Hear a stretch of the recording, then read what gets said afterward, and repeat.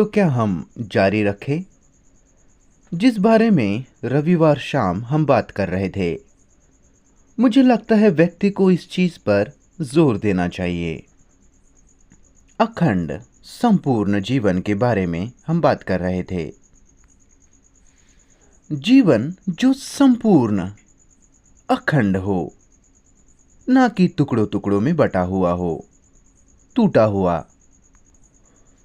जीने का ऐसा तरीका जो खंडित ना हो, जैसे हमारा जीवन खंडित है, बल्कि खुद के लिए खोजना ऐसा जीवन जीने का तरीका जो संपूर्ण हो, अखंड हो, ना कि टूटा हुआ हो, विभाजित, बिखरा हुआ हो।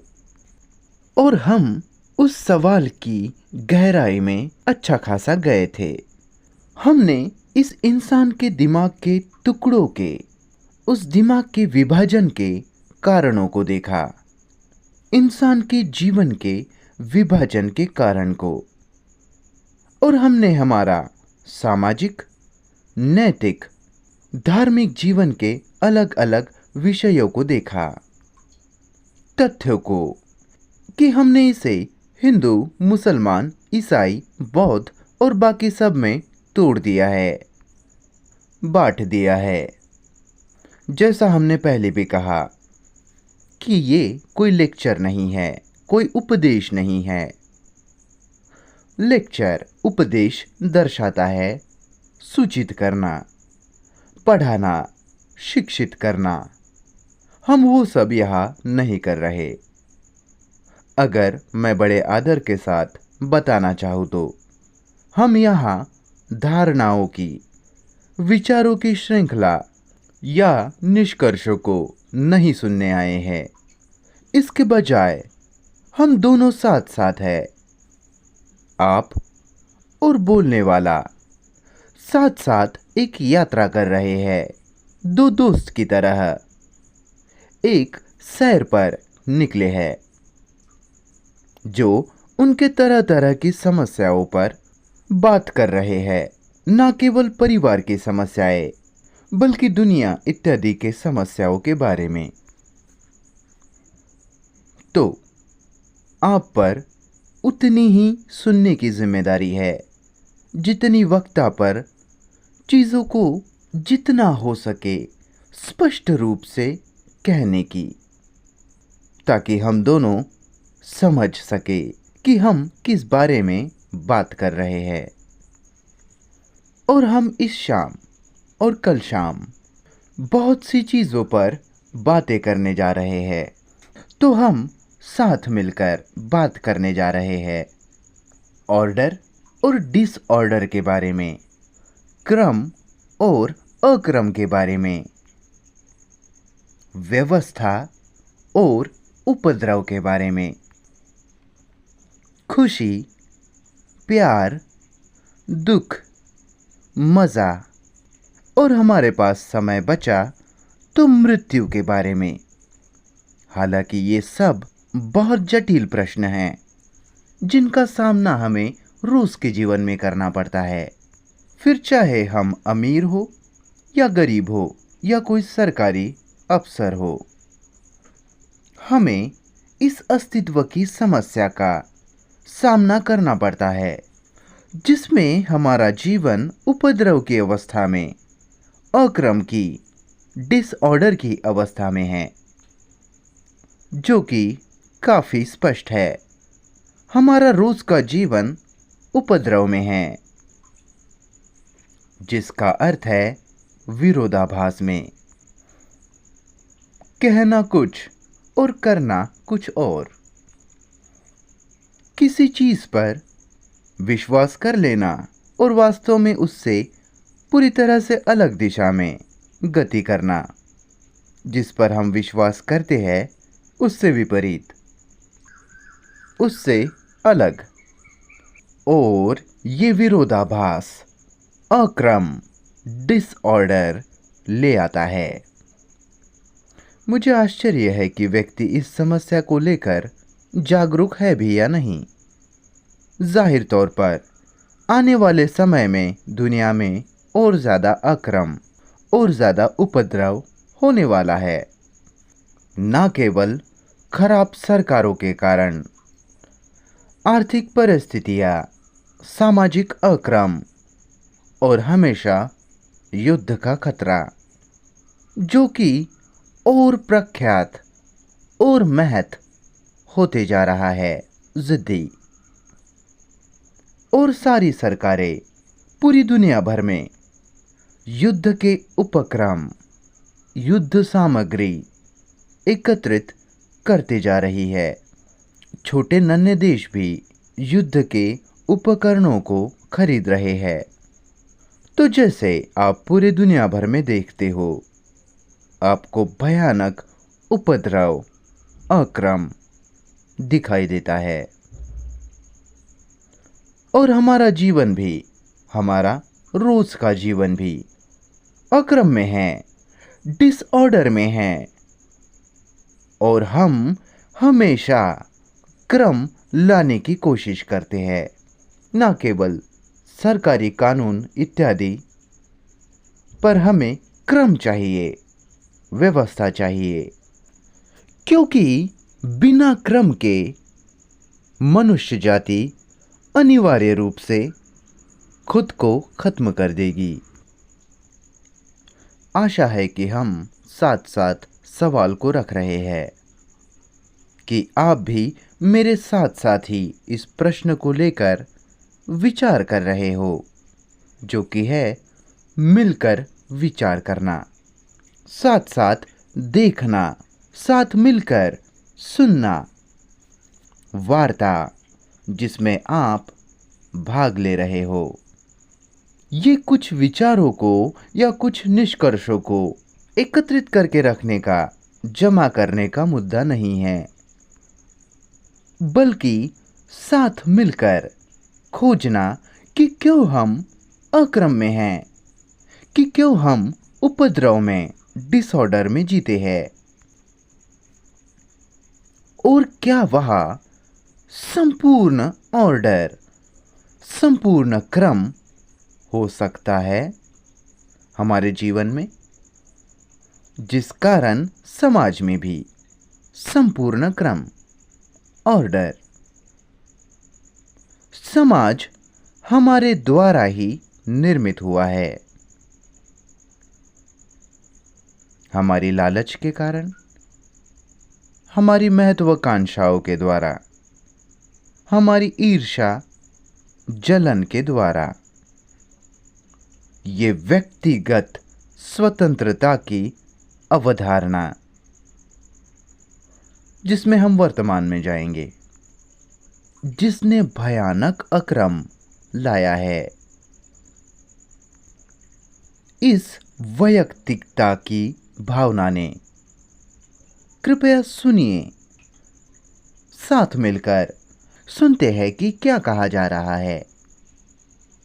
वास्तव में सुनिए, ना कि व्याख्या करे या प्रतिरोध करे या बचाव करे, पक्ष ले। क्योंकि हम किसी भी चीज पर हमला नहीं कर रहे, धावा नहीं कर रहे, हम केवल देख रहे हैं कि दुनिया में क्या चल रहा है, साथ मिलकर। तो हमारे जीवन में जैसा अभी हम जीते हैं, आखिरकार इतने सालों, लाखों सालों बाद भी हम अभी भी अक्रम में, डिसऑर्डर में जीते हैं। और इंसानों ने हमेशा क्रम को, ऑर्डर को पाने का प्रयास किया है, क्योंकि बिना क्रम के व्यक्ति संभवतः स्वतंत्र रूप से कार्य नहीं कर सकता, संपूर्ण रूप से, समग्र रूप से गति नहीं कर सकता।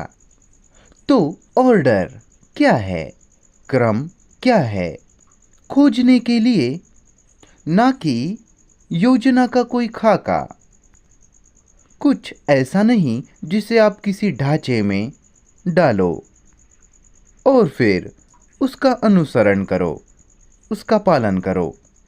नहीं, क्रम ऐसी चीज है जो सक्रिय है, क्रियाशील है, जीवित है, जो किसी पैटर्न के अनुरूप नहीं, किसी भी ढांचे के अनुरूप नहीं, चाहे फिर वो ढांचा आदर्शवादी के रूप में हो, ऐतिहासिक द्वंद्वात्मक निष्कर्ष या धार्मिक प्रतिबंध के रूप में। दुनिया भर के धर्मों ने कुछ कानून बनाए, कुछ प्रतिबंध, आज्ञाएं, पर मनुष्य जाति ने उनका किसी भी तरह से पालन नहीं किया। तो हम उन सब वैचारिक निष्कर्षों को हटा देते हैं और अपने अपने धार्मिक विश्वासों को भी एक तरफ रख देते हैं, जिनका आपके रोज के अस्तित्व से कोई लेना देना नहीं। आप हो सकता है धर्म द्वारा जो नियम दिए गए हैं उनका अनुसरण करते हो, लेकिन वो भी कट्टरता इत्यादि ले आता है। तो ऑर्डर, क्रम क्या है और क्या इसे ले आना संभव है? दिमाग अभी डिसऑर्डर में है, अक्रम में है, अस्पष्टता में। तो हमें पहले ये ढूंढना होगा कि अक्रम, डिसऑर्डर क्या है, ना कि क्रम क्या है, ऑर्डर क्या है। क्योंकि जब वह अक्रम नहीं होगा तो नैसर्गिक रूप से वह क्रम होगा, बराबर। तो हम साथ मिलकर खोज करेंगे, कृपया साथ मिलकर। क्या है अक्रम? क्यों हम अक्रम में, डिसऑर्डर में जीते हैं? कारणों में से एक कारण, और शायद सबसे बड़ा कारण, टकराव है, जिसके बारे में हमने पिछली 3 वार्ताओं में बात की, जिसमें हम आज शाम बहुत गहराई से नहीं जाएंगे। जहां भी टकराव है, परस्पर विरोध है, वहां अक्रम होगा ही। न केवल स्त्री और पुरुष में, बल्कि देशों के बीच, 2 विश्वासों के बीच, 2 अलग अलग धार्मिक आस्थाओं के बीच, अनुसारिता के बीच डिसऑर्डर होगा ही। और कारणों में से बड़ा कारण अक्रम का ये भ्रम है, ये अवधारणा है कि हम एक व्यक्ति है, हम अलग अलग एक व्यक्ति है। जैसा कि हमने पहली वार्ताओं में कहा कि आपको सवाल खड़े करने होंगे, आपको संदेह करना होगा। जो वक्ता कह रहा है उस पर संदेह, सवाल खड़े करना उस पर, जो भी वो कह रहा है। किसी भी व्यक्ति से कुछ भी ना स्वीकारना, किसी भी बात को चाहे वो कोई भी कहे ना मानना, उसे प्रश्न करना, उस पर संदेह करना, उसकी जांच पड़ताल करना, उसका अन्वेषण करना, ना कि प्रतिरोध करना। अगर जो कहा जा रहा है आप उसका केवल विरोध करते हो, चाहे वो सच हो या झूठ, तो वार्ता फिर वही खत्म हो जाती है। अगर 2 लोग उनकी समस्याओं को लेकर बात कर रहे हैं और उसमें से एक विरोध करता है, तो फिर वार्ता वही रुक जाती है, खत्म हो जाती है। लेकिन अगर दोनों एक दूसरे को राजी करना या मनाने की कोशिश ना करते हुए, या सिखाने की कोशिश ना करते हुए, या एक दूसरे को प्रभावित करने का प्रयास ना करते हुए, बल्कि सौहार्दपूर्ण मित्रता भाव से इस सवाल में जा रहे हैं कि क्या हम इस कल्पना में, इस भ्रम में जी रहे हैं कि हम अलग व्यक्ति है। साम्यवादी कम्युनिस्ट सिद्धांत में, थियरी में, जिसे आप में से बहुत से लोग पहले से ही जानते हो, कि हम पर्यावरण की संपूर्ण श्रृंखला का परिणाम है। तो पर्यावरण बदल दो, फिर मनुष्य अपने आप बदल जाएंगे, जो कि पूरी तरह से बेतुका है, क्योंकि मैंने इसे दिखाया है। रूसी अधिनायकवाद ने बहुत स्पष्ट रूप से दिखाया है कुछ खास लोगों का प्रभुत्व, जो उन्हें विश्वास करने लगाते हैं, उनकी सोच को नियंत्रित करने का काम करते हैं और बाकी सब। लेकिन जैसी उन्होंने आशा की थी कि इससे इस वैयक्तिकता का अंत हो जाएगा, वो नहीं हो पाया। तो हम साथ साथ चल रहे हैं खोज करने के लिए, क्योंकि जैसा हमने कहा, हमारे जीवन में अक्रम, डिसऑर्डर होना एक प्रमुख कारण है। हर कोई सोच रहा है कि वो स्वतंत्र है। हर कोई अपनी अपनी पूर्ति के बारे में, अपनी अपनी इच्छाओं के बारे में, अपनी अपनी महत्वाकांक्षाओं के बारे में सोच रहा है, अपने अपने वैयक्तिक खुशियों के बारे में। तो हम साथ मिलकर खोजेंगे कि क्या वो एक तथ्य है या लंबे समय से स्थापित सम्मानजनक एक भ्रम। क्या हम साथ मिलकर इसमें जाए, साथ ना मानते हुए, ना विरोध करते हुए। ये कहना कि मैं आपसे सहमत हूं या असहमत हूं, ये मूर्खता है, क्योंकि आप सूरज के उगने से सहमत या असहमत नहीं हो सकते, क्योंकि वो तथ्य है। आप कभी ऐसा नहीं कह सकते कि हाँ, मैं आपसे सहमत हूं कि सूरज पूरब से उगता है। तो हो सके तो अपने सहमति और असहमति के भाव को अलग रख दे। तो साथ मिलकर बड़े ध्यान से, बिना किसी पक्षपात के, पूर्वाग्रह के, बिना किसी झुकाव के, बिना किसी प्रतिरोध के तलाश करना, खोजना, जांच करना कि क्या वह वास्तव में वैयक्तिकता है या फिर पूरी तरह से अलग कुछ है। ठीक है, अपनी कमर कस लो, साथ मिलकर चलिए बात करते हैं। हमारी चेतना लाखों सालों या उससे भी ज्यादा समय कालावधि का परिणाम रही है। हमारी चेतना में सारी प्राचीन पाशविकता का सार है, क्योंकि हम पशुओं से, जानवरों से आए हैं, निसर्ग से। तो व्यक्ति पाएगा कि अभी भी वह हमारी चेतना की गहराई में जानवरों की सुरक्षा पाने की चाहत, प्रतिक्रियाएं और डर है। ये हमारी चेतना का हिस्सा है, बराबर। और हमारी चेतना में अनगिनत विश्वास शामिल है, आस्थाएं, प्रतिक्रियाएं और क्रियाएं शामिल है।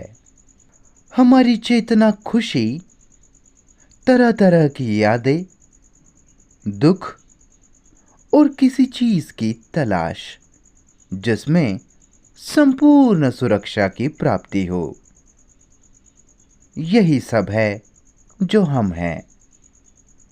हो सकता है आप सोचो कि आप किसी दैवी, किसी दिव्य के अंश हो, लेकिन वो भी आपके विचार का ही एक हिस्सा है बस। तो वो सब जो चेतना में शामिल है, हम सोचते हैं कि हम एक एक व्यक्ति है, वह हम में से हर एक से जुड़ा है। बराबर, आप ऐसा सोचते हैं। और धर्मों ने इसे बनाए भी रखा है कि आप एक अलग आत्मा हो। ईसाइयत में, हिंदुओं में और अलग अलग धार्मिक गतिविधियों में। अब हम उस सब को प्रश्न कर रहे हैं, पूरे के पूरे को प्रश्न कर रहे हैं। क्या आप भी उस दुख का हिस्सा नहीं है जिसे बाकी की मानव जाति भी अनुभव करती है? सारी दुनिया भर के मानवों में तरह तरह के डर है, तरह तरह की खुशियाँ, मज़े। वो सब भी दुखी होते हैं जैसा आप दुखी होते हैं। वे लोग भी तरह तरह के बेवकूफ़ी भरे अनुष्ठान करते हैं जैसा आप करते हैं, प्रार्थनाएं करते हैं जैसा आप करते हैं, उत्तेजना की चाह में धार्मिक समारोह जैसा आप लोग करते हो। तो हम संपूर्ण मानव जाति की चेतना साझा करते हैं। तो आप खुद संपूर्ण मानव जाति हो। तार्किक रूप से हर इंसान जो इस पृथ्वी पर जी रहा है, चाहे किसी भी धर्म से वो संबंध रखता हो या किसी भी आध्यात्मिक विश्वास से संबंध रखता हो, वो पीड़ा से गुजरता है।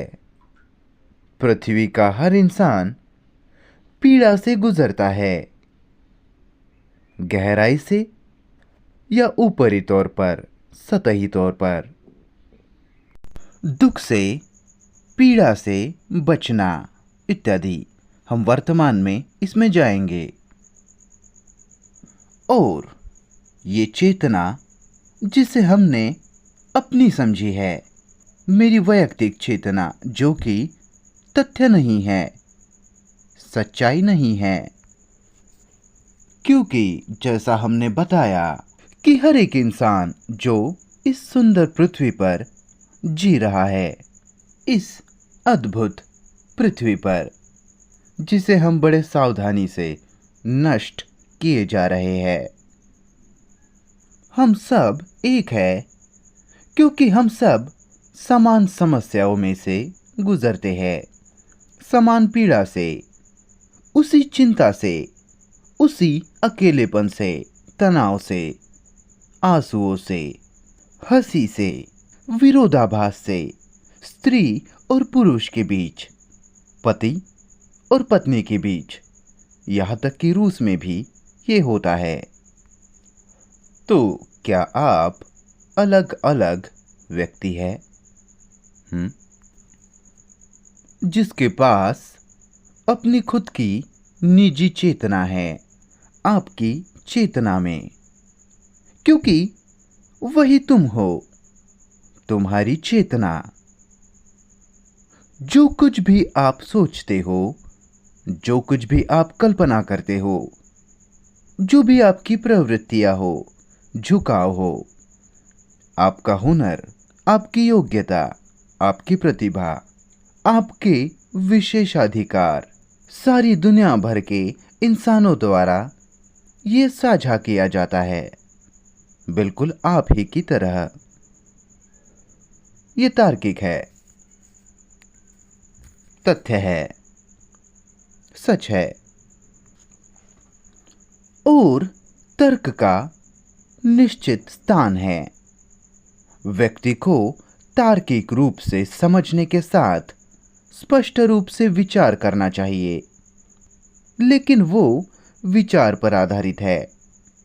व्यक्ति चाहे कितना भी तार्किक क्यों ना हो, विचार सीमित होने के कारण, जिसमें हम पहले जा चुके हैं, हम फिर से इसमें नहीं जाएंगे, कि विचार उचित होता है, तर्कसंगत होता है, लेकिन वो सीमित है। तो व्यक्ति को विचार के परे जाना होगा, तर्क की सीमा की जरूरत के परे जाना होगा। ये तार्किक है। तो हम संपूर्ण मानव जाति है। आप समझ रहे हो? आप व्यक्तिगत नहीं हो। आप एक व्यक्ति नहीं हो। एक तो आप इस वचन को सुनते हो, इस वाक्य को, कि आप संपूर्ण मानव जाति हो। आप ही मानव जाति हो, ना कि भारतीय और वो सब विभाजनकारी बकवास। और जब आप इस तरह का कोई वाक्य, कोई कथन सुनते हो कि आप संपूर्ण मानव जाति हो, तो क्या आप इसका सारांशन करते हो, जो कि है इस तथ्य का, इस सच्चाई का कोई विचार बना लेना। समझ रहे हो? सच, तथ्य एक चीज है और उस तथ्य के बारे में विचार दूसरी चीज है ना? क्या यह स्पष्ट है? तथ्य जो कि है, हमने सोचा है कि हम व्यक्तिगत है। हमारे धर्मों ने, हमारे रोज के जीवन ने, हमारी कंडीशनिंग ने, संस्कारबद्धता ने हमें विश्वास करने लगाया कि हम व्यक्तिगत है, वैयक्तिक है, एक अलग व्यक्ति है। और कोई वक्ता जैसा आकर कहता है, जरा ध्यान से देखिए कि क्या ये ऐसा ही है? तो पहली बार हम इसका प्रतिरोध करते हैं कि ये आप क्या बात कर रहे हैं। पहले तो हम इसे बिल्कुल हटा ही देते हैं। लेकिन अगर आप ध्यान से सुने, जैसे दो दोस्त एक दूसरे को सुनते हैं, फिर आप ये कथन सुनते हो कि आप संपूर्ण मानव जाति हो। कैसे आप इस वाक्य को सुनते हो, उसकी ध्वनि को, उसकी आवाज को? क्या हम उस वाक्य में से कोई विचार निर्मित करते हैं जो कि उस तथ्य से दूर है, अलग है, बराबर? और फिर उस बनाए हुए विचार को समझने की कोशिश करते हैं, उसे महसूस करने की, जानने की। मुझे आश्चर्य है कि ये सब आपको समझ आता है या नहीं। कोई मुझे कृपया बताइए कि कोई इसे समझ पा रहा है या नहीं। आप समझ रहे हो? शब्द वो चीज नहीं है, बराबर? माइक्रोफोन, ये शब्द वास्तविक वो चीज नहीं है जो अभी वक्ता के आगे है, बराबर? तो आप सुनते हो कि आप संपूर्ण मानव जाति हो, क्योंकि आप आपकी चेतना हो, उसकी सभी प्रतिक्रियाओं के और क्रियाओं के साथ।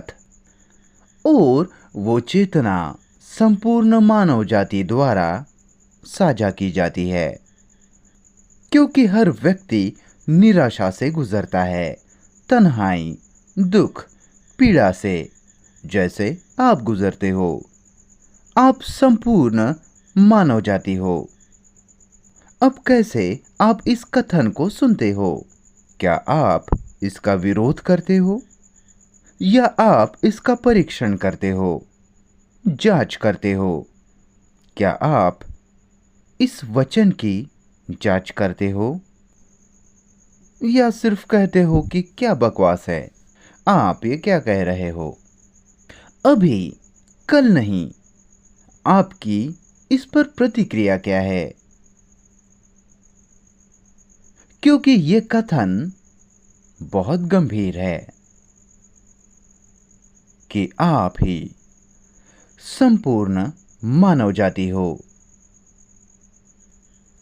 एक तो आप इसकी गहराई को, इसकी आवाज को, इसके सौंदर्य को, इसकी सघनता को सुनते हो, उसके जबरदस्त जिम्मेदारी के साथ। या फिर आप बस इसे ऊपर ऊपर से शाब्दिक रूप से सुनते हो कि हाँ, मुझे ये समझ गया बौद्धिक रूप से, लेकिन बौद्धिक समझ को बहुत कम मूल्य है। ये व्यक्ति के खून में बहना चाहिए, जिसके बाद एक बिल्कुल ही अलग दिमाग के गुण का भाव आता है, जो कि संपूर्ण है, अखंड है, ना कि टुकड़ों में खंडित, विभाजित। टुकड़े जो अक्रम ले आते हैं, डिसऑर्डर ले आते हैं। हम जैसे व्यक्तिगत है, हमने मानवीय चेतना के टुकड़े कर दिए हैं। इसी कारण से हम अक्रम में, डिसऑर्डर में जीते हैं। क्या ये आपको समझ आ रहा है? तो जब आपको इसका बोध होगा सच में कि आप ही संपूर्ण मानव जाति हो, तो वही है जो प्रेम है। तब आप फिर किसी की जान नहीं लोगे, आप फिर किसी को चोट नहीं पहुंचाओगे। तब आप फिर सभी हिंसा से, धर्मों की निर्दयता से, आक्रमण से अलग निकल जाते हो। तो हमारी चेतना संपूर्ण मानव जाति द्वारा साझा की जाती है, वो मानव जाति के साथ एक है। हम इसके सौंदर्य को नहीं देखते, इसकी गहराई को हम नहीं देखते। आप अपने ही पुराने ढांचों में फिर लौटकर चले जाओगे, सोचते हुए कि हम सब अलग अलग व्यक्ति हैं। स्पर्धा करना, लड़ना, प्रयास, हर कोई अपने अपने छोटे नृशंस मैं की पूर्ति करना चाहता है। बराबर? जी हाँ सर। तो ये बातें आपके लिए कोई महत्व नहीं रखती, क्योंकि आप अपने पुराने जीवन जीने के तरीके में वापस जा रहे हो। तो ये बहुत ज़्यादा बेहतर है कि इन सब बातों को सुने ही ना। अगर आप सत्य को सुनते हो और उस पर कोई कार्यवाही नहीं करते, क्रिया नहीं करते, एक्शन नहीं करते, तो ये जहर की तरह क्रिया करता है। क्या आपको ये समझ आ रहा है? इसलिए हमारा जीवन इतना निकम्मा है, नकली है और सतही है।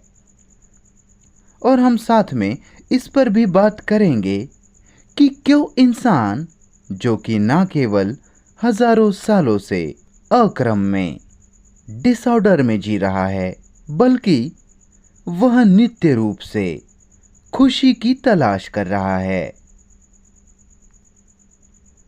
अधिकार की खुशी, कुछ हासिल करने की खुशी, पावर में, शक्ति में खुशी, दर्जा, हैसियत, पद में खुशी, किसी चिन्ह में, न केवल सेक्स, संभोग की खुशी। और वो खुशी, वो मज़ा लगातार संभोग के बारे में सोचकर, विचार द्वारा लगातार बनाए रखना, कल्पनाओं द्वारा चित्र बनाकर, जो कि है कि विचार खुशी देता है, उत्तेजना अनुभूति मज़े में, खुशी में बदल रही है। मुझे आश्चर्य है कि आपको ये दिखाई देता है या नहीं। तो हमें समझना होगा कि खुशी क्या है, क्यों हम खुशी चाहते हैं। हम ये नहीं कह रहे कि ये अच्छा है या बुरा। हम खुशी की, मज़े की निंदा नहीं कर रहे। ठीक वैसे ही जैसे हम इच्छा की निंदा नहीं करते। इच्छा खुशी का हिस्सा है, खुशी की प्रकृति है इच्छा का पूरा होना। तो हमें साथ मिलकर न केवल खुशी की प्रकृति, उसके स्वभाव पर बात करना होगा, बल्कि इच्छा क्या है। हो सकता है इच्छा, चाह, अक्रम का, डिसऑर्डर का कारण हो। हर एक अपनी अपनी उपलब्धि, अपनी अपनी किसी खास इच्छा को पूरा करना चाह रहा है। समझ रहे हो?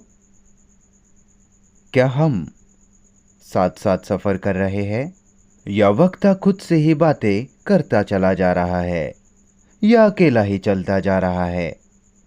ये सभा होनी चाहिए थी, समारोह, जिसका अर्थ है जहां लोग जिन्हें चिंता है, जो सच में गंभीर है, गंभीर मुद्दों को लेकर, ना कि मनोरंजन को लेकर या बौद्धिक प्राप्ति को लेकर, लेकिन हम हमारे जीवन को लेकर चिंतित है। हमारा रोज का ऊब से भरा नीरस जीवन, तुच्छ जीवन। तो कृपया साथ साथ चलिए। हम साथ मिलकर खोजने वाले हैं, जांच कर रहे हैं कि इच्छा क्या है। इसकी निंदा नहीं करनी है, इससे बचकर भागने का प्रयास भी नहीं करना है, ना इसे दबाने का प्रयास करना है। जैसे ज्यादातर धर्मों ने इच्छा का दमन किया है, दबाया है, जो कि बेतुका है। तो चलिए इसे देखते हैं, इच्छा क्या है। जब आप ये सवाल खुद के सामने रखते हो कि इच्छा क्या है, तो शायद हम में से ज्यादातर लोगों ने इसके बारे में कभी सोचा ही नहीं।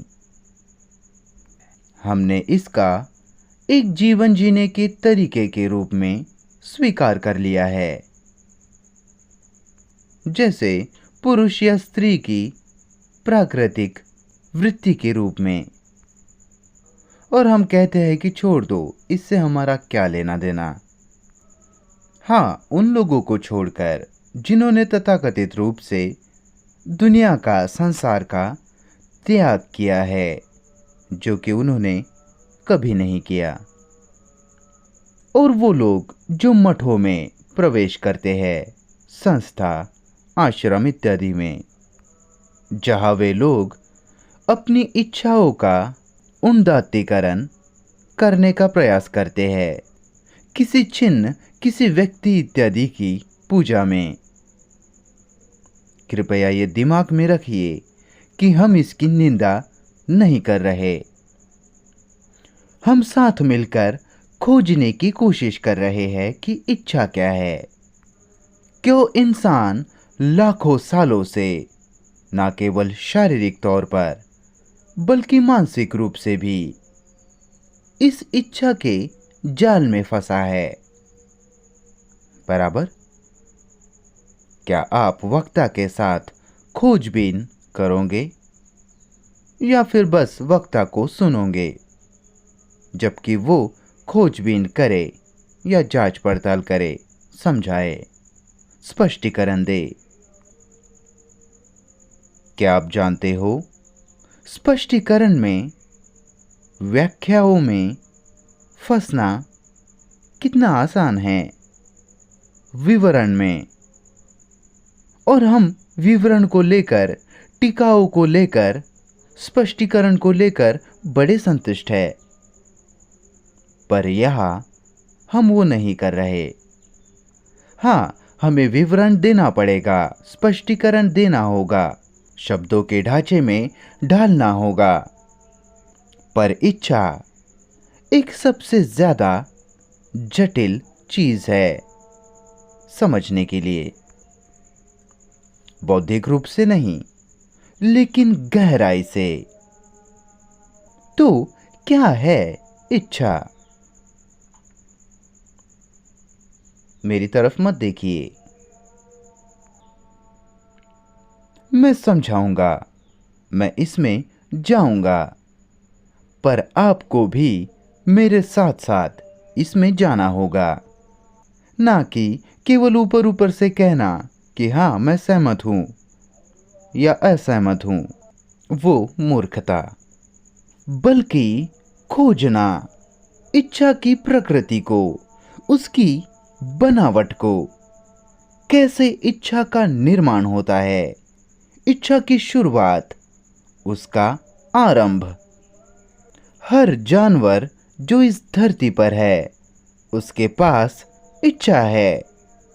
हर इंसान इस इच्छा के जाल में फंसा हुआ है, और जब उसकी इच्छाएं पूरी नहीं होती तो वह दुखी, उदास हो जाता है। चाहे वो इच्छाएं किसी विचारधारा की हो, वैचारिक हो, धार्मिक हो, या आदर्शवादी, या केवल शारीरिक हो। इच्छा की शुरुआत, उसका आरंभ क्या है? वक्ता इसका वर्णन करेगा, विश्लेषण नहीं। वह सच में समझने में और विश्लेषण में अंतर है। विश्लेषण में शामिल होता है विश्लेषण करता और वो चीज जिसका वो विश्लेषण कर रहा है। बराबर? बराबर सर? विश्लेषक और चीज जिसका वो विश्लेषण कर रहा है, जिसका अर्थ है विश्लेषक विश्लेषण से अलग है। क्या वे अलग अलग है? अगर मैं विश्लेषक हूं और मैं क्यों ईर्ष्यालु हूं, इसका विश्लेषण करना चालू करता हूं, जैसे कि मैं ईर्ष्या से अलग हूं, जबकि ईर्ष्या मैं ही हूं। ईर्ष्या मेरे से अलग कुछ नहीं है। लालच, स्पर्धा, तुलना, ईर्ष्या, ये सब मैं हूं। तो हम विश्लेषण नहीं कर रहे, पर हम देख रहे हैं, हम सुन रहे हैं। और सीखने की प्रक्रिया, सीखना केवल यादों को जमा करना नहीं है। हाँ, वो आवश्यक है, पर सीखना पूरी तरह से अलग बात है। ये जमा करने वाली, ज्ञान इकट्ठा करने वाली प्रक्रिया नहीं है। आप जहां बढ़ रहे हैं, ना कि रिकॉर्ड करते जा रहे। जहां ताजगी है, अभी मैं उसमें नहीं जाऊंगा, वो हमें बिल्कुल ही अलग दिशा ले जाता है। तो साथ मिलकर हम अवलोकन कर रहे हैं, देख रहे हैं कि इच्छा क्या है, इच्छा का आरंभ, उसकी शुरुआत क्या है, क्यों इंसान अंतहीन रूप से इसमें फंस जाता है। अगर आपके पास थोड़ा पैसा हो तो आपको और ज्यादा पैसा चाहिए।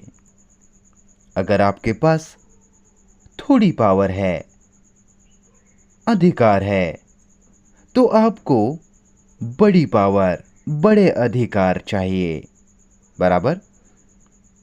और अधिकार, पावर चाहे किसी भी रूप में हो, चाहे आप अपनी पत्नी पर अधिकार जमाते हो, या बच्चों पर, राजनीतिक रूप से या धार्मिक रूप से।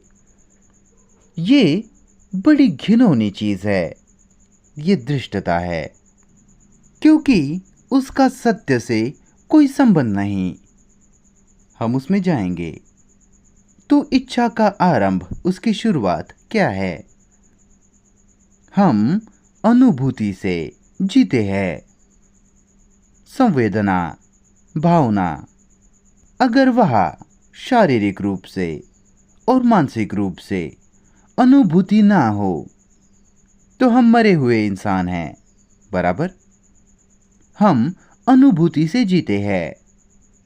वो जो कौवा आवाज कर रहा है, जो कान के पर्दे पर पड़ रही है, तंत्रिकाओं पर, और उस आवाज को ये कौवे की आवाज में परिवर्तित कर रहा है, वो अनुभूति है। और अनुभूति सुनने से, देखने से, संपर्क में आने से आती है। बराबर? क्या ये सब छोटी छोटी बातें भी मुझे आपको समझानी पड़ेगी? आप किसी अच्छे बगीचे को देखते हो जो बड़ी सुंदरता से रखा गया है। हरी घास, वो स्पर्श, संपर्क, वो देखना, स्पर्श करना और फिर अनुभूति महसूस करना। बराबर? क्या आप इसे समझ रहे हैं? देखना उस प्यारे बगीचे को, उस सुंदर गाड़ी को, सुंदर वृक्ष को, सुंदर पुरुष को या स्त्री को देखना। फिर संपर्क, संस्पर्श, और फिर अनुभूति, उत्तेजना। हम अनुभूति से जीते हैं, जो कि आवश्यक है। अगर आप संवेदनशील नहीं, अगर आप जड़ हो, उदासीन हो, तो आप आधे अधूरे जी रहे हो, जो कि हम में से ज्यादातर है। तो अनुभूति, फिर उसके बाद क्या होता है? बड़ा सरल उदाहरण लीजिए। आप किसी दुकान में साड़ी या कमीज देखते हो, फिर आप दुकान के भीतर जाते हो, उसे छूते हो, स्पर्श करते हो, तो स्पर्श की अनुभूति होती है। आप कहते हो कि वाह, क्या लाजवाब ये कपड़ा है। फिर क्या होता है? आप समझ रहे हो? वहां देखना है, स्पर्श है, संपर्क है और अनुभूति है। फिर उसके बाद क्या होता है? क्या आप मेरे बताने का इंतजार कर रहे हैं? कृपा करके इसे समझिए मूर्ख लोग। सर, कृपा करके इसे सुनिए। अगर आप ये बिना किसी दूसरे के बताए खुद ही देख लेते हो, तो फिर तब आप गुरु और शिष्य बन जाते हो। पर अगर आप दूसरों ने जो कहा उसे दोहराते चले जाते हो, वक्ता के कहने समेत, तब आप औसत दर्जे के रह जाते हो, विचारहीन, बस दोहराते जाने वाले। तो चलिए इसमें जाते हैं। देखना, फिर संपर्क, संपर्क में आना, फिर अनुभूति महसूस करना। उस सुंदर कार को, गाड़ी को आपने देखा, वो यूरोप की नवीनतम कार, यहाँ की नहीं। भारत में कोई खूबसूरत कारें नहीं, गाड़ियाँ नहीं, उन्हें छोड़कर जो विदेशों से यहाँ लाई गई है।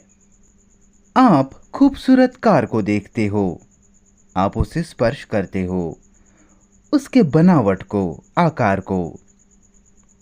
फिर वह अनुभूति है। फिर विचार आता है और कहता है, कितना अच्छा होता अगर ये मुझे मिल जाती। कितना अच्छा होता अगर मैं इसे चलाता, इसमें सैर करता। बराबर। तो क्या हुआ? विचार ने अनुभूति को आकार दिया। बराबर। क्या आप इसे समझ रहे हो? विचार ने उस छवि को अनुभूति दी, जिस छवि में आप गाड़ी में बैठे हैं और गाड़ी चला रहे हैं। बिल्कुल उसी क्षण, जिस क्षण विचार आपकी उस कार में बैठी छवि बनाता है, उसी सेकंड में इच्छा जन्म लेती है। ठीक है? क्या आपको ये समझ आया? इच्छा, चाह तब जन्म लेती है जब विचार अनुभूति को आकार देता है, छवि देता है। अब सवाल ये है कि अनुभूति अस्तित्व में होने का तरीका है। ये अस्तित्व का हिस्सा है, संवेदनशील होना। और हमें सिखाया गया है इच्छा को दबाना या जीतना, या उसकी सभी समस्याओं के साथ उसके साथ जीना। अब अगर व्यक्ति को ये समझ आता है, वास्तव में ना कि बौद्धिक रूप से, कि विचार छवि बनाने के जरिए आकार देता है, उस क्षण, उस सेकंड वह इच्छा का आरंभ है, शुरुआत है। फिर सवाल खड़ा होता है कि क्या कार को, गाड़ी को देखना, जो कि अनुभूति है, स्पर्श है, और छवि निर्मित ना होने देना, तो एक गैप है, एक दूरी, अंतर रखना। समझ रहे हो? देखिए सर, व्यक्ति को इस सवाल में अनुशासन क्या है ये भी खोजना होगा। अनुशासन, देखिए, क्योंकि ये इच्छा से संबंधित है, जुड़ा है। अनुशासन क्या है?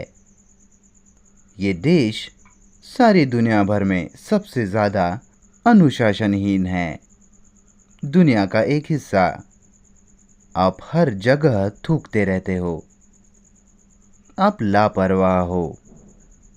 अनुशासन क्या है? अनुशासन, देखिए, क्योंकि ये इच्छा से संबंधित है, तो चलिए अनुशासन के बारे में बात करते हैं, फिर हम वापस इच्छा पर आ जाएंगे। शब्द डिजायर, इच्छा, ये डिसाइपल शब्द से आता है। माफ करना, मेरा मतलब है शब्द डिसिप्लिन, शब्द अनुशासन, ये शब्द डिसाइपल से, शब्द शिष्य से आता है।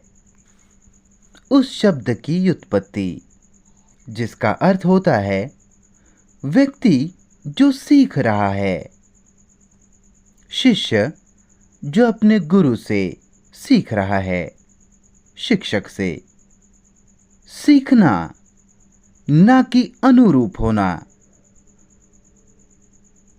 ना कि नियंत्रित करना, ना कि दमन करना, ना कि अनुसरण करना या आज्ञाकारी होना। इसके विपरीत सीखना, देखकर, अवलोकन करके, जो कि है कि आप सीख रहे हैं कि इच्छा क्या है, सीख रहे हैं उसके बारे में, ना कि उसके बारे में याद कर रहे हैं। तो हम में से ज़्यादातर लोग प्रशिक्षित है, पहले से ट्रेंड है, खास करके जब आप आर्मी और बाकी सब व्यापार में अगर हो, किसी पैटर्न के अनुसार, ढांचे के अनुसार प्रशिक्षित, नकल, अनुसरण, पालन, देखिए कि आप सब क्या कर रहे हो, और उसे अनुशासन कहा जाता है, इस आशा में कि ये क्रम ले आएगा, ऑर्डर लाएगा। लेकिन अगर व्यक्ति सीखता है, अगर व्यक्ति सीख रहा है, जो कि उस शब्द का मूल अर्थ है, तब फिर वो सीखना ही अपना खुद का क्रम बन जाता है, ऑर्डर बन जाता है। आपके पास कानून द्वारा या किसी दूसरी चीज द्वारा क्रम, ऑर्डर नहीं हो सकता। तो जहां विचार अनुभूति को आकार देता है, उसे छवि में ढालकर उस क्षण वहां इच्छा का जन्म होता है। और सीखना, खोज पाना कि क्या अनुभूति को खिलने देना संभव है, जिसमें विचार हस्तक्षेप ना करे। विभाजन रखना, माफ करना, मैं विभाजन शब्द का इस्तेमाल नहीं करना चाहूंगा, उन्हें अलग अलग रखना। क्या आप ये करोगे? नहीं, आप नहीं कर सकते इसे। आपने कभी ये सब चीजें नहीं की है। फिर आप खोज पाओगे कि इच्छा की अपनी सही जगह है। और जब आप इच्छा की प्रकृति को समझोगे, तो वहां उस बारे में टकराव नहीं होगा। हमें मिलकर प्रेम, दुख और मृत्यु क्या है पर भी बात करनी है। क्या हम आगे बढ़े? क्या आप चाहते हैं कि वक्त आगे बढ़े? हाँ, मैं बिल्कुल जानता हूं कि कोई बात कर रहा हो तो आपको सुनना बड़ा प्यारा लगता है। सर कृपया, ये सब बहुत गंभीर है। ये आपके रोज के जीवन को प्रभावित करता है। ये ऐसा कुछ नहीं है जिसके साथ आप बौद्धिक तौर पर खेले। ये आपके जीवन से संबंध रखता है, ना कि किसी दूसरे के जीवन से। जिस तरह से आप जीते हो, आखिरकार लाखों साल बीतने के बाद भी देखिए हमारा जीवन कैसा है। कितना खाली, कितना खोखला, हिंसक, आक्रामक, अविवेकी, विचारहीन, अल्हड़ इत्यादि। देखिए इसकी ओर, और इन सब ने दुनिया में तबाही लाई है, प्रलय लाया है। हम सभी को उच्च पद चाहिए, हम सभी को कुछ हासिल करना है, कुछ बनना है।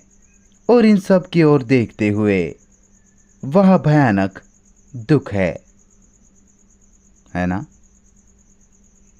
क्या दुनिया का हर इंसान, चाहे वो उच्च पद पर हो या किसी दूर गांव का देहाती इंसान हो, वो भयानक दुख से गुजरता है? वो शायद दुख की खूबसूरती, उसकी प्रकृति, उसका स्वभाव और दुख की ताकत को नहीं पहचान पाते, लेकिन वो दर्द से गुजरते हैं, पीड़ा से, जैसे आपको पीड़ा होती है। और मानव जाति लाखों सालों से दुख से गुजरती आ रही है। उन्होंने समस्या नहीं सुलझाई, उन्हें उससे बचकर भागना है। उन्हें ये संयोजित चाहिए। और दुख का प्रेम और मृत्यु के साथ क्या रिश्ता है? क्या वह दुख का अंत संभव है? ये उन सवालों में से एक सवाल है जो मानव जाति लाखों सालों से पूछते आई है। क्या वह सारी पीड़ा का, सारी चिंता का, गहरे दुख का अंत संभव है? दुख न केवल आपका खुद का अलग दुख, वह मानव जाति का दुख है। ऐतिहासिक रूप से देखा जाए तो वह 5000 सालों से युद्ध चल रहे हैं, जिसका मतलब है हर साल कोई ना कोई किसी की जान ले रहा है। उनकी जनजाति के लिए, उनके धर्मों के लिए, उनके देश के लिए, उनके समाज के लिए, उनकी व्यक्तिगत सुरक्षा और बाकी सब के लिए। सर, आप लोगों को कभी एहसास हुआ है कि युद्धों ने क्या किया है? आप मुसलमानों से झगड़ते हो, पाकिस्तान और हिंदू। क्या कभी आप इस युद्ध के सवाल में गए हैं जिसने तबाही लाई है? कितने लाखों आंसू, कितने लाखों जख्मी हुए, कोई बिना हाथ, कोई बिना पैर के, अंधे हो गए बिना आंखों के, यहां तक कि बिना चेहरे की भी। आप लोगों को इस सब के बारे में कुछ भी पता नहीं। तो क्या वह दुख का अंत है? सारी पीड़ा का जो उसमें है, दर्द का। और दुख क्या है? क्या आप नहीं जानते दुख? क्या आपको इसे स्वीकार करने में शर्म आती है? जब आपका बेटा या बेटी, कोई ऐसा जिसे आप समझते हो कि आप प्रेम करते हो, और वो आपको छोड़कर चला जाए, तो क्या आप रोते नहीं हो? क्या आप बिल्कुल अकेला महसूस नहीं करते? आपने अपने साथी को हमेशा के लिए खो दिया है। हम मृत्यु के बारे में चर्चा नहीं कर रहे, पर यह अत्यधिक चीज जिसमें से इंसान गुजरता है और कभी उसका समाधान, उसका जवाब नहीं पाता। दुख के अंत के बिना वह प्रेम नहीं है। दुख हमारा स्वरुचि का, स्वहित का हिस्सा है। ये हमारी अहंकारी, स्वकेंद्रित गतिविधि का हिस्सा है। स्वार्थ, मैं में रुचि। मैं दूसरे के लिए रोता हूं, मेरे बच्चे, मेरे भाई, मेरी मां के लिए, क्योंकि मैंने कुछ ऐसा खोया जिससे मैं जुड़ा हुआ हूं, आसक्त हूं। मैंने कुछ ऐसा खो दिया जिसने मुझे भाईचारा दिया, मैत्री दी, सुविधा दी, सांत्वना दी, सुरक्षा दी, आराम दिया और बाकी सब। और उस व्यक्ति के खत्म होने के कारण मैं महसूस करता हूं कि मेरा जीवन कितना खाली है, मेरा जीवन कितना तन्हा है, अकेला है। फिर मैं रोता हूं और वह हजारों लोग हैं जो मुझे सांत्वना देने को तैयार बैठे हैं, और मैं भी बड़े आसानी से उस जाल में, उस सांत्वना के जाल में घुस जाता हूं, चाहे फिर वो भगवान के नाम पर हो, जो कि विचार द्वारा निर्मित है, या कोई काल्पनिक धारणा हो, अवधारणा। ये मुझे सुरक्षा देता है, आराम, सुविधा, और वही मुझे चाहिए। पर मैं कभी भी सुरक्षा की, आराम की चाह पर, इच्छा पर सवाल नहीं खड़ा करता कि क्या वहाँ कोई सुरक्षा, कोई आराम है भी या नहीं। व्यक्ति के पास आरामदायक बिस्तर का होना ज़रूरी है, वो ठीक है, अच्छी आरामदायी कुर्सी, लेकिन आराम की चाह, आराम की इच्छा, सुख की इच्छा, हम कभी सवाल ही नहीं पूछते कि क्या वह आराम, कोई सुख है भी या नहीं। मानसिक रूप से, भीतरी तौर पर, या फिर ये बस एक कल्पना है, भ्रम है जो हमारा सत्य बन चुका है। आप समझ रहे हो? भ्रम हमारा सत्य बन सकता है। मुझे आश्चर्य है कि ये आपको समझ आता है या नहीं। आपका भ्रम कि भगवान है, वो भगवान निर्मित हुआ है विचार द्वारा, डर द्वारा। अगर आपके पास डर ना होता तो वह भगवान भी नहीं। पर भगवान ईश्वर मनुष्य द्वारा उसके डर के कारण बनाया गया है, उसके अकेलेपन के कारण, उसकी निराशा के कारण, आशाहीनता के कारण, जो लगातार आराम, सुरक्षा चाह रहा है।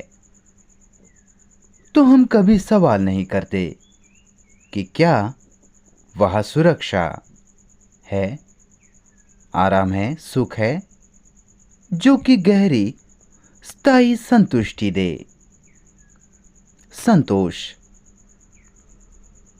क्योंकि हम सभी संतुष्ट होना चाहते हैं, ना केवल खाने के साथ, जो खाना हम खाते हैं, ना केवल सेक्स के साथ, सेक्सुअली, यौन की दृष्टि से संतुष्ट, कोई अधिकारी पद हासिल करने में संतुष्ट, जिस कारण उस राष्ट्र में, उस पद पर सुरक्षा पाना, आराम पाना। क्या आप ये सब नहीं जानते? तो हम पूछते हैं कि क्या वहाँ कोई आराम है, सुख है? अगर वह ऐसा कुछ है जो संतुष्टि देने वाला है, संतोषजनक है, जिस क्षण से हम पैदा होते हैं तो हमारे मृत्यु तक, मुझे मत सुनिए, खोजिए, आपकी ऊर्जा दीजिए, आपका विचार दीजिए, आपका खून, आपका दिल, इसे खोजने में दीजिए। और अगर वह भ्रम ना हो तो क्या वह सुख है? अगर वह डर ना हो तो क्या आपको सुख चाहिए, सुरक्षा चाहिए? सुरक्षा मजे का ही एक रूप है। तो सर, ये अति जटिल समस्या है हमारे जीवन की। क्यों हम इतने खोखले और खाली है, सतही है, दूसरे लोगों के ज्ञान के द्वारा भरे हुए, किताबों से भरे हुए।